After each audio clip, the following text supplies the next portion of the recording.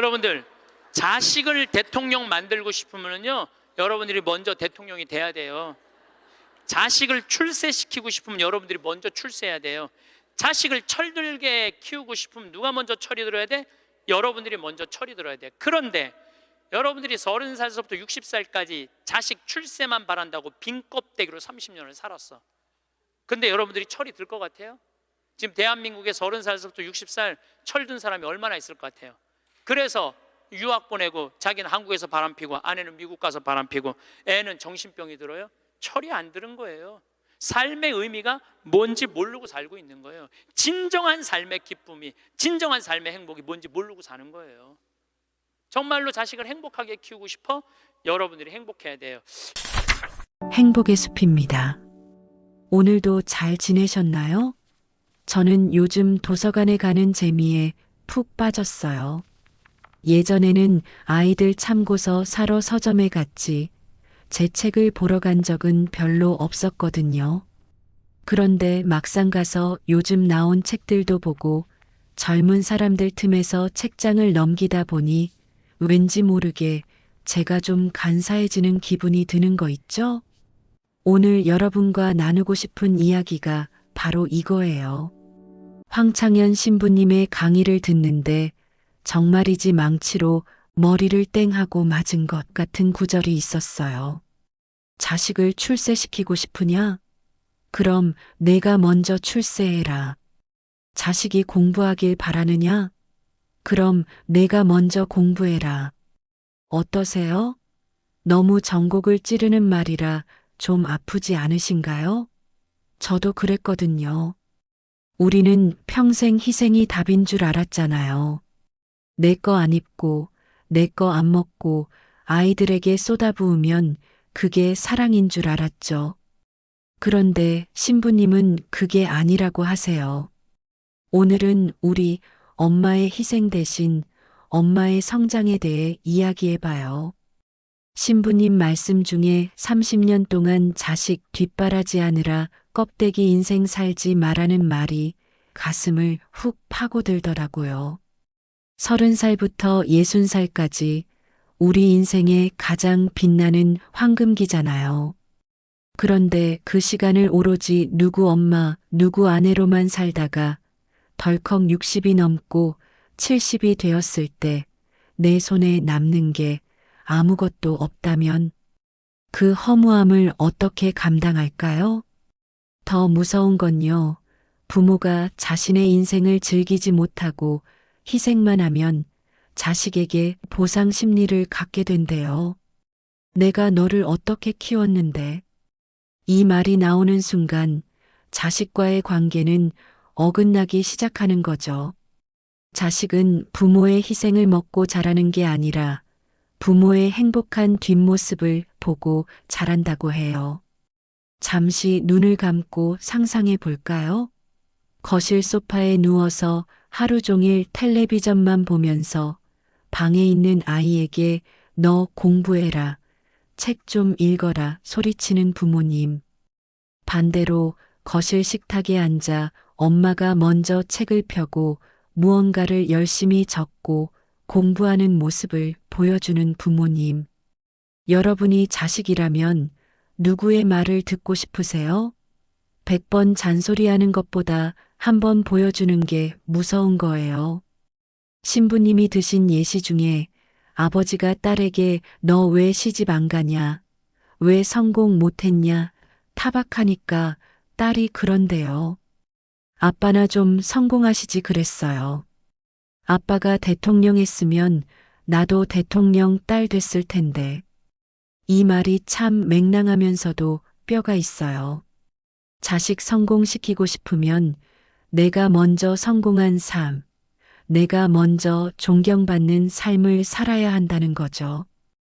여기서 성공이 꼭 돈을 많이 벌고 높은 자리에 가는 것만은 아닐 거예요.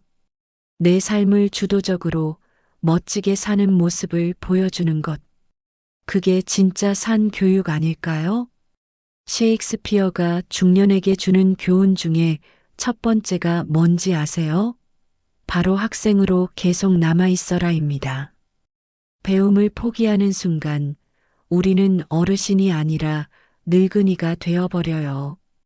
이 나이에 무슨 공부를 해? 머리도 굳었는데. 혹시 이렇게 생각하시나요? 아니에요. 신부님도 40살에 글쓰기를 배우셨대요. 저도 60이 넘어서 이렇게 유튜브를 배우고 영상을 만들잖아요.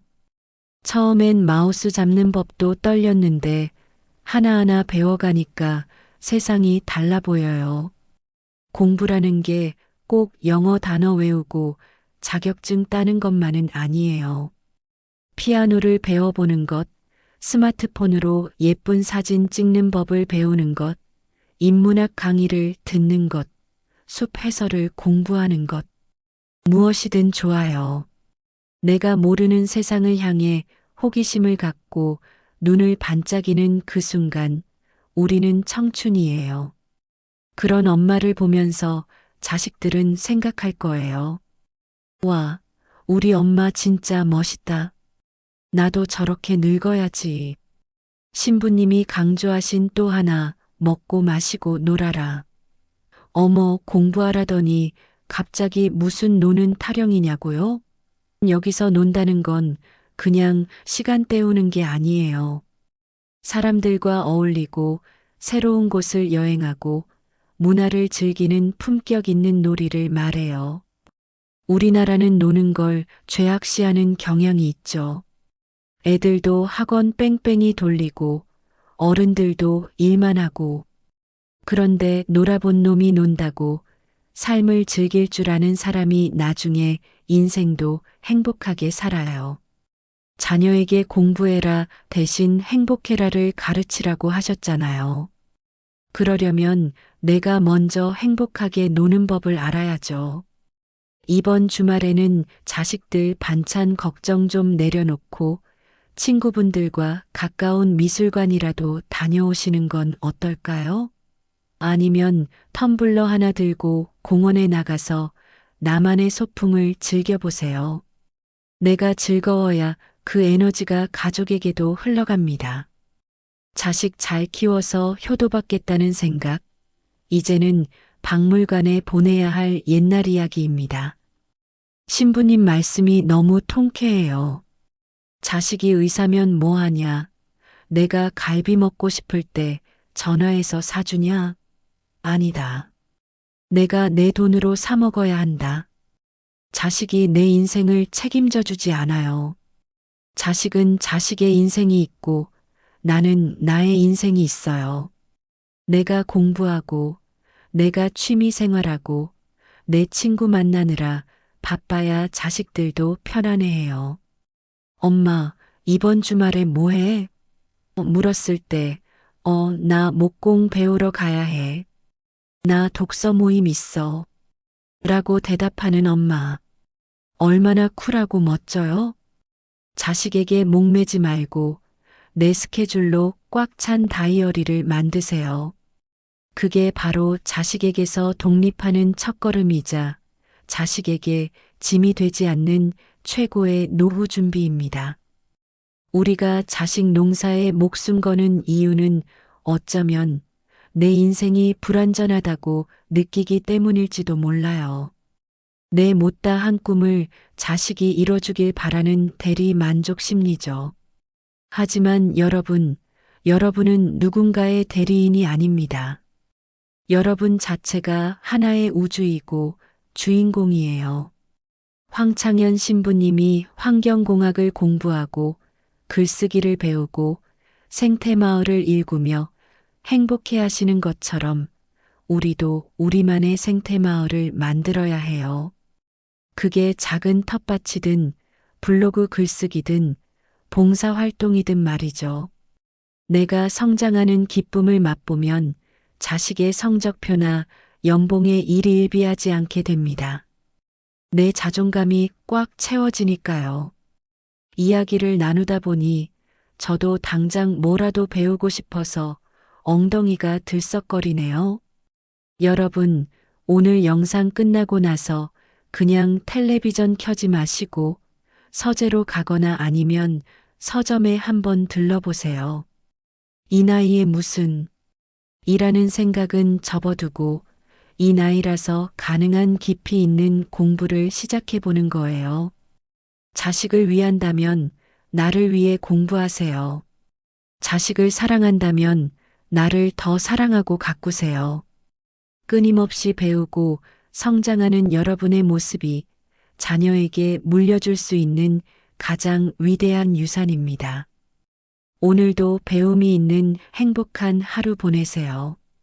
지금까지 여러분의 행복한 인생 2막을 응원하는 행복의 숲이었습니다. 이 영상이 여러분의 마음에 작은 울림이 되었다면 구독과 좋아요로 그 마음을 표현해주세요. 우리는 다음 영상에서 더 지혜로운 모습으로 만나요. 사랑합니다. 그리고 축복합니다.